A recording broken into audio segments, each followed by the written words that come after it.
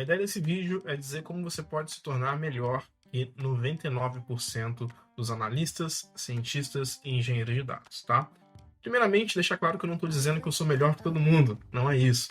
Mas eu estou dando dicas aqui e quero trazer dicas aqui para você se destacar nesse mercado que tem se tornado tão concorrido. É claro, existem inúmeras vagas, mas também existem inúmeras pessoas perseguindo essas vagas. Então, eu fiz uma lista de pontos, né? É claro, com a ajuda do meu amigo ChatGPT, para vocês entenderem e vocês poderem seguir passos que vão ajudar vocês a se destacar cada vez mais nesse mercado. Então vamos nessa sem mais delongas. Quando você é engenheiro de dados, quando você é analista de dados, cientista de dados, você precisa entender a importância da análise de dados para a empresa. Né? Não é só construir análise, não é só movimentar os dados, mas entender o valor dos dados para aquela empresa, para aquela organização. Então, quando você tem essa compreensão, quando você desce nesse nível, com certeza o seu valor como profissional de dados também vai ser aprovado. Primeira estratégia, definir metas claras. Então você precisa ser muito específico quando a gente fala de atingimento de metas. Eu estou fazendo uma movimentação de dados para alcançar qual o objetivo da empresa. Eu quero reduzir custos, eu quero aumentar minha receita. Então, a análise de dados sempre vai estar atrelada a algum tipo de negócio, alguma área do negócio. Nós precisamos criar estratégias e soluções para que esse objetivo seja alcançado. E com isso, né, estar alinhado com a estratégia de negócio vai te tornar um profissional muito destacado perante aos outros, que estão preocupados somente em montar o seu banco de dados ou montar o seu dashboard. Então, todo profissional de dados, todo analista de dados precisa estar muito alinhado com o business, né? Então, buscar soluções que atendam o negócio. Segunda dica que eu vou dar para vocês: coletar dados relevantes. Não adianta sair por aí pegando qualquer informação ou toda a informação da empresa. Você, como profissional de dados, como especialista em dados, precisa usar dados que sejam relevantes. Precisa entender o negócio e saber como que aqueles dados vão ajudar o negócio a performar melhor. Isso é uma dica de ouro, tá? Porque eu vejo empresas pegando, às vezes, 5, 10, 20 anos de informação no nível de item da nota, no nível mais granular possível.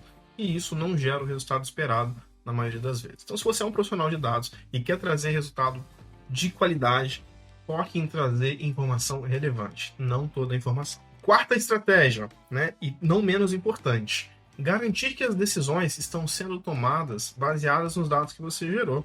Né? Então, garantir que as pessoas estão tomando decisões baseadas no dado. Por quê? O que nós vimos aqui é empresas que constroem um ecossistema de dados muito grande, porém não usam ele no seu dia a dia, apenas serve como uma base de consulta. Então, você medir, né, tentar criar técnicas e parâmetros para medir se as pessoas estão tomando decisões com base nesse dado, pode se tornar algo muito importante. Estratégia número 5, monitorar e iterar.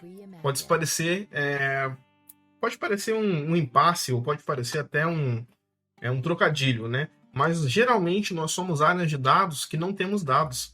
Isso é curioso, né? Porque nós fazemos um dashboard, fazemos uma aplicação e muitas vezes não medimos o acesso àquela aplicação.